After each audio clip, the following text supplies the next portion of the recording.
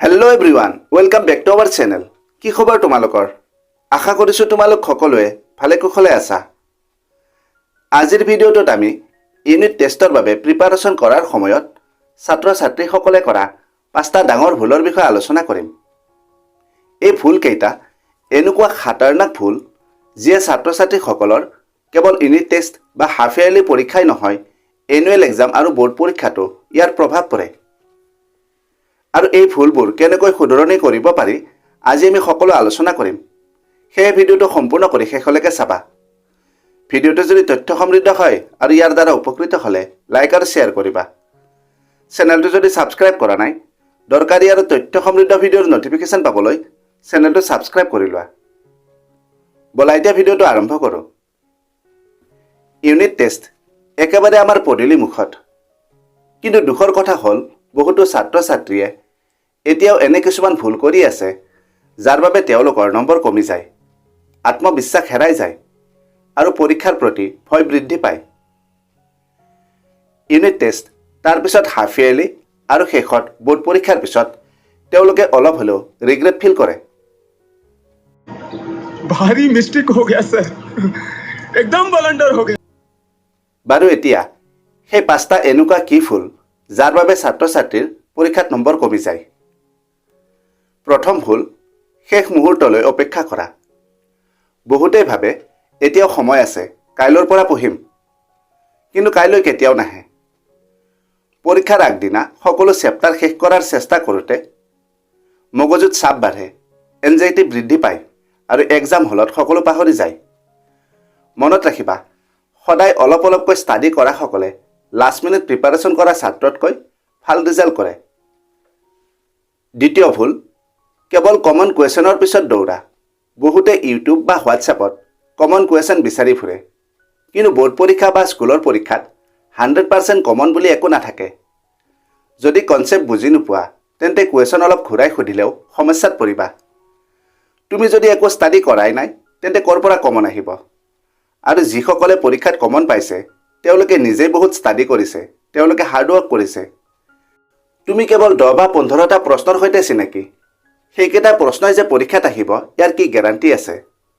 সেই common question মুখস্থ নকৰি কনচেপ্ট বুজিবলৈ চেষ্টা কৰা। তৃতীয় ভুল, লিখি প্ৰেক্টিছ নকৰা। অনেকে ভাবে মই পঢ়িছোঁ, মোৰ হৈ যাব। কিন্তু এক্সামত নম্বৰ পঢ়াৰ বাবে নহয়, লিখাৰ বাবেহে দিয়া হয়।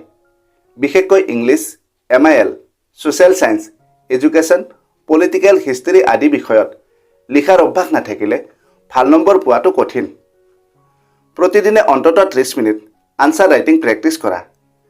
লেচনবোৰ কিতাপ মেলি চকুৰে ষ্টাডি কৰি যোৱাতকৈ ইয়াৰ মেইন পইণ্টবোৰ লিখা, নোটছ বনোৱা বা প্ৰিভিয়াছ ইয়েৰৰ কুৱেশ্যনবোৰ এটেম্প কৰা। ইয়াৰ পৰা ৰাইটিং হেবিট হ'ব, স্পেলিং মিষ্টেক নোহোৱা হ'ব, হেণ্ড ৰাইটিং ভাল হ'ব আৰু টাইম মেনেজমেণ্ট হ'ব। চতুৰ্থ ভুল, মোবাইল আৰু ছ'চিয়েল মিডিয়াত সময় নষ্ট কৰা। ষ্টাডি কৰিবলৈ বহিলেও 5 মিনিট পিছতে Facebook, Instagram, YouTube shorts, WhatsApp আৰু এনেকৈ ঘণ্টাৰ পিছত ঘণ্টা কেতিয়া পাৰ হৈ যায় গমেই নাপায়। দিনক দিনে ইয়াৰ প্ৰতি আমাৰ যিটো এডিকশ্যন সেইটো বাঢ়ি গৈ আছে। কিন্তু এদিন আমি সকলোৱে ৰিগ্ৰেট কৰিব লাগিব, তেতিয়া হয়তো বহুত লেট হ'ব। এতিয়াই বহুতো ছাত্ৰ ছাত্ৰীৰ লক্ষণবোৰ দেখা দিছে, যেনে মূৰৰ বিষ, চকুৰ প্ৰব্লেম, শ্বৰ্ট টাইম মেমৰি, ষ্টাডিত মন নবহে। তোমালোক সকলোৱে সময় থাকোঁতে ঠিক হোৱা, নহ'লে কিন্তু অৱস্থা বহুত বেয়া হ'ব। जिस राह पे तुम चल रहे हो बेटा, एक दिन बुरी तरह फंसोगे। उस दिन मुझे याद करना। এতিয়া শেষত 5 নম্বৰ আৰু আটাইতকৈ ডাঙৰ ভুল, কম নম্বৰক লৈ ভয় কৰা। বহুতো ছাত্ৰ ছাত্ৰীয়ে ভাবে যদি মোৰ কম নম্বৰ আহে, যদি মই ফেইল হওঁ। এইটো হ'ল এক্সাম ফিয়েৰ। এক্সাম ফিয়েৰ কোনো বেমাৰ নহয়, ই কেৱল আত্মবিশ্বাসৰ অভাৱ। ইউনিট টেষ্টৰ উদ্দেশ্য কেৱল ফেইল কৰোৱা নহয়, ই আমাৰ ভুলবোৰ চিনাক্ত কৰাৰ এটা সুযোগ প্ৰদান কৰে। এতিয়াই যদি আমাৰ ভুলবোৰ ধৰা পৰে, নেক্সট এক্সামৰ আগতে আমি এইবোৰ শুধৰাব পাৰিম। গতিকে ইয়াক এটা লাৰ্ণিং অপৰচুনিটি হিচাপে লোৱা। যিমান বেছি মক টেষ্ট বা ইউনিট টেষ্ট দিবা, সিমানে ভয় কমিব আৰু প্ৰিপাৰেশ্যন উন্নত হ'ব। সেয়ে আজিৰে পৰা সিদ্ধান্ত লোৱা যে দৈনিক নিয়মিত ষ্টাডি কৰিম, লিখাৰ অভ্যাস গঢ়ি তুলিম, মোবাইল ফোনৰ ব্যৱহাৰ কমাম, এক্সাম ফিয়াৰক জয় কৰিম, ইউনিট টেষ্টত আত্মবিশ্বাসেৰে বহিম। মোৰ বিশ্বাস যদি এই 5টা ভুল এৰাই চলিব পাৰা তেন্তে সকলো এক্সামত নিশ্চিতভাৱে ভাল ফলাফল লাভ কৰিবা। আশা কৰোঁ এই ভিডিঅ'টোৱে তোমালোকক কিছু হ'লে সহায় কৰিব। যদি কিবা প্ৰশ্ন আছে আৰু কোনখন জিলাৰ পৰা এই ভিডিঅ'টো চাই আছা, কোন ক্লাছত ষ্টাডি কৰা, কমেণ্ট কৰিবা। ভিডিঅ'টো ভাল লাগিলে লাইক আৰু শ্বেয়াৰ কৰিবা। এনেকুৱা আৰু শিক্ষামূলক ভিডিঅ'ৰ বাবে আমাৰ চেনেলটো ছাবস্ক্ৰাইব কৰি লোৱা। আজিলৈ ইমানতে সামৰিছোঁ। অতি সোনকালে আন এটা আকৰ্ষণীয় বিষয়ৰ সৈতে পুনৰ লগ পাম। ধন্যবাদ। कामयाबी का शॉर्टकट मेहनत और डेडिकेशन, ये चैनल बनाए तेरा परफेक्ट फाउंडेशन। सब्सक्राइब करो, join this ride, let's grow together side by side.